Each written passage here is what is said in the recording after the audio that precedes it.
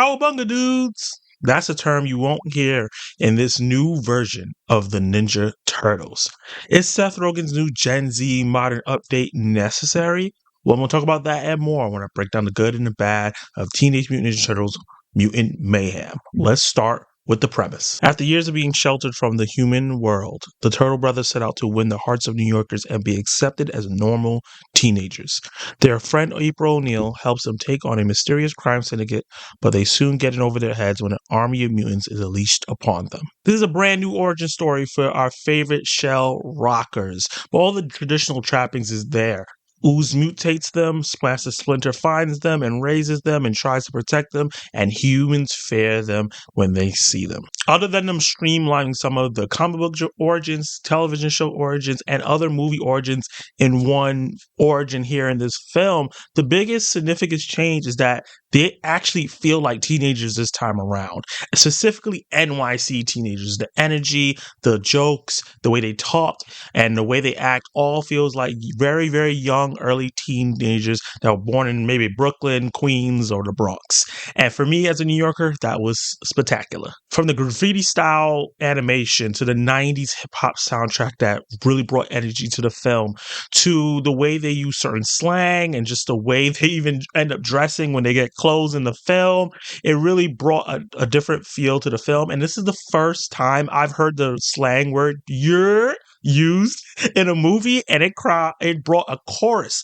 of yours in my theater, which was hilarious. And this is a very New York themed story it would feel like the Ninja Turtles are New York teens, but other than that, the story is about acceptance, finding family outside of your immediate, and also doing the right things for the right reasons and how that looks. I really liked how they touch on those different aspects, and this movie is geared towards kids, so it made sense for kids that are 10, 11, 12, 13, 14 to watch this and catch all those nuggets that they were spreading throughout the film. And I do think Seth Rogen and director Jeff Rowe did the right thing by modernizing these kids and making them Gen Z, because it makes them, the new turtles for a new generation, and these younger kids can relate to them. The old terms of cowabunga and the things they used to say, like gnarly and totally dude and all that stuff, wouldn't pass by for today for kids. They'd be like, what the hell is this old crap? With them using modern slang and acting like the kids that are going to be watching this film, I think it's going to benefit this franchise and moving forward. And personally, I really liked it. It made me feel like I connected with them even more, like kids that are in my neighborhood. And the voice cast for the Turtles are fantastic. They got age-appropriate actors to play them, so they're young kids themselves. And there was a little nugget there that Seth Rogen made sure that the kids got to record all their lines together. And you can really tell that they built a lot of great chemistry together. Chemistry out the wazoo. They ooze. Ooze. It's nice, right? It's ooze. Ooze chemistry with each other and just talking over each other in the back and forth, and you can tell that they got to improvise a lot of their lines, and it benefits from the film. It makes the film feel much more fun, and it makes them feel like brothers, like they've been with each other their whole lives, and it was just a great thing to see. Leonardo was the do what Master Splinter says leader who not too sure about how to actually lead, and his character arc was really great, seeing how he to learn to become a leader. Mikey was this free-spirited artist, of course, still loves pizza. Donatello ended up being my favorite because he ended up being he's always been a computer nerd in the franchise, but they made him like a super geek and nerd where he loves video games and anime, and they even shout out certain animes. I don't want to spoil it because the references that they make here are tied into the plot, and I don't want to spoil anything, but are really, really fun, especially for somebody that loves anime. And Ralph is, as usual, a misunderstood teen that is very, very angry at everything and wants to be violent.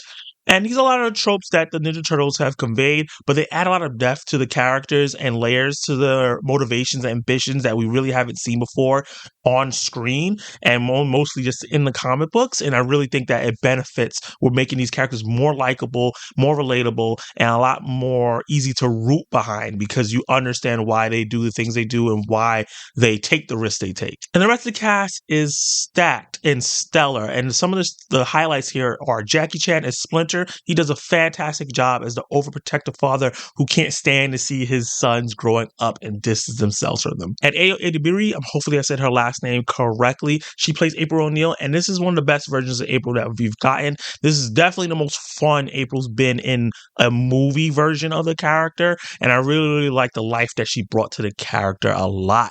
She was also playing, Ayo is a little older than the rest of the cast, but she played a younger high schooler really, really well. And on the antagonist side, Ice Cube is fantastic as Superfly. Very menacing, very fun, very old school 90s. And Paul Rudd almost seals the show as Mondo Gecko. He was hilarious. Look at us. Hey, look at us. Look at us. Huh? Who would have thought? Not me. And this is all bolstered by fantastic animation that rivals the first Into the Spider-Verse. This feels like the TMNT comics brought to life. Just the artistic style and the way it looks so hand-drawn, but it's fluid, bouncy, very expression-heavy, and makes everything feel real fun and lively. And the movie is its own thing. Even though I compare it to Into the Spider-Verse, and a lot of those references have been made when the trailers came out, the art style is still its own thing and it's pushing the boundaries, quite like Puss in Boots, The Last Wish did as well. And the movie is so funny. It's laugh out loud funny with a mixture of New York jokes, cultural references to the day, and just really good, solid gags throughout the film that come back around. That's really, really fun. And the action is actually choreographed pretty well throughout this animated film. It ramps up as the story goes, and the third act is fascinating, spectacular, and a thrill ride throughout. I really, really enjoyed how they put that together. It was really well put together. But overall, I still thought the story was great. It is geared towards kids, so it's made to be simple and pleasing. So there aren't many considerable deaths or twists or any mind-blowing things in the plot, and it's a lot simpler than I expected it to be. And with recent animation coming out in the last couple years and how those stories have becoming, close to rivaling live action stories, I was a little disappointed at how straightforward the film was. Even though I still really enjoyed my time a lot, I do love the film, but I was hoping for something a little bit more. But I do understand that they definitely made this for a certain target audience, and I might be just outside that just a bit, even though I really like the movie. Overall, I gotta say, I do love the film. It's such a fun film. I had a smile throughout the film. I got emotional when I was supposed to get emotional. I got thrilled when the action came out. And by the end, I was hoorahing and clapping for the film at the end, especially with the after credit scene. Stay for the mid-credit scene. It's so great and sets up a lot. But this movie reminds me a lot of the foundation that was laid into the Spider-Verse. And I think that when we get a sequel, what they set up at the end is going to change the game, really, with what they set up. So I'm really, really excited for the future, but I really, really love this movie that we got right now. And with that said, I'm going to give TMNT Mutant Mayhem a B. Did you like it? Did you hate it? What would you rate Teenage Mutant Ninja Turtles Mutant Mayhem if you saw it? And if you haven't seen it yet, based on my review, are you going to go check it out? This movie is not tracking too high, so everyone go run out and check this film out. It needs to do good so we can get a sequel. Like this video and get this video popping. Subscribe to the channel and hit that notification bell so you can be notified of my reviews, live discussions, trailer reactions, and join this growing community, and you can watch more of my content right now.